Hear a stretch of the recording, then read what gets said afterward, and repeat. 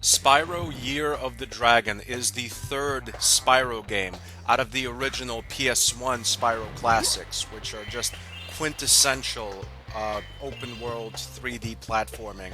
And I say open world because obviously you run around in levels and hub worlds, but all the levels are so huge. I definitely consider Spyro an open world. Like, you put all the levels in Spyro together, and the map would be as big as like some of the maps in MMORPGs. I mean, there's just so much game world in Spyro. It's amazing they could fit all of it into a PS1 game on one disc.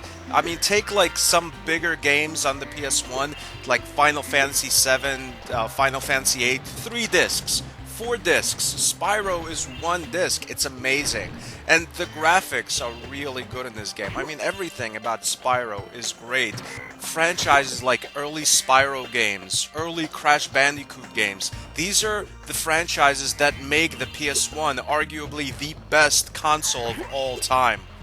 The reason Spyro games are really, really good, specifically this one, because that's what I'm reviewing, it's not the graphics, it's not how big the game worlds are, it's not just how much platforming and just how much stuff there is to do in the games. It's not because the game is easy to pick up and play. It's a combination of all these things.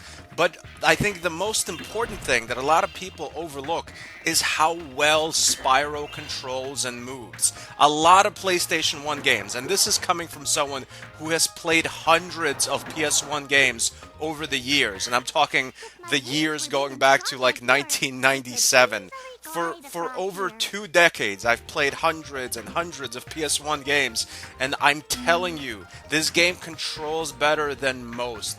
Better than like 99% of PS1 games. A lot of PS1 games, even some of the great PS1 classics, had controls and movement that wasn't the best. Stiff movement, bad strafing to the left and right, bad jumping, bad platforming. And a lot of these games we just accepted as that's just what the hardware on the PS1 is. It doesn't get any better. But Spyro, or games like Spyro, broke that mold.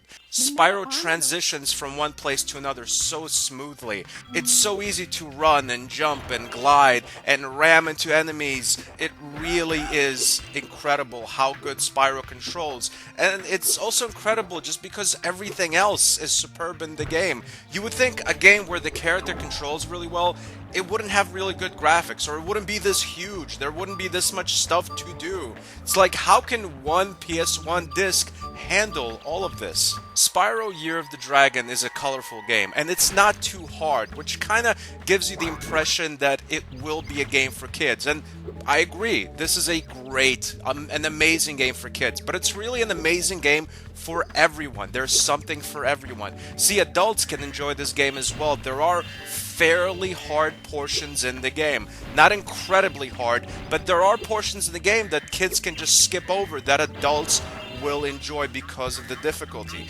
Obviously, nothing in the story or the graphics is adult. It's all kiddie themes. I mean, the story is someone stole some dragon eggs and you have to fly around and run around and collect them all and watch the dragons hatch. While it's a game for pretty much everyone, I think this game would be kind of dangerous for really obsessive compulsive people, because you will be stuck playing this game for like a year straight, just trying to get 100% of everything in every level. There's so many things to collect, so many dragon eggs, so many crystals, so many unlockable things, so many vases to smash. I mean, if you want to get 100% of everything in every level, it's gonna take some serious effort. It's gonna take a really compulsive person to finish something like that. In this third installment of Spyro, if everything I said wasn't already enough to make an amazing game, you can play as other characters on top of Spyro. Like, there are some levels where you just play as a completely different character,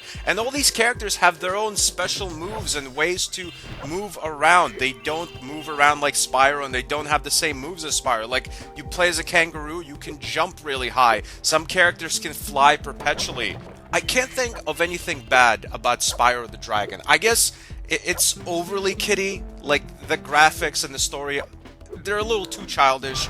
Most of the time, the game is a little too easy, although there are some minor difficult parts. So I guess maybe those are my only two problems, but everything else is just pitch perfect. And again, my favorite thing, the thing that everyone overlooks, no one mentions, but it deserves like some kind of award for how good Spyro moves. And I mean, he moves good anywhere. When he's flying, when he's running, when he's ramming into enemies, when he's swimming, when Spyro swims underwater, he controls flawlessly. I keep thinking to myself, what if Spyro was like a hack and slash game? What if instead of a cute little dragon, you had like Legacy of Kain?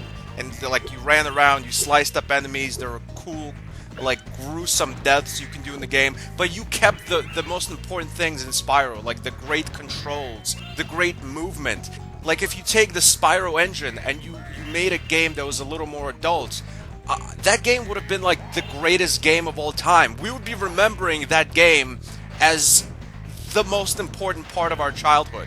Like if you take gameplay from something like Legacy of Kain Soul Reaver and you replace its physics with Spyro physics, which are much better even though Legacy of Kain has good physics, that game would be like a perfect 10 out of 10 for the time it was released. To put it bluntly, Year of the Dragon is a classic. One of the best platforming games of all time. Thanks for watching. Subscribe for more classic game reviews. Goodbye, my friends.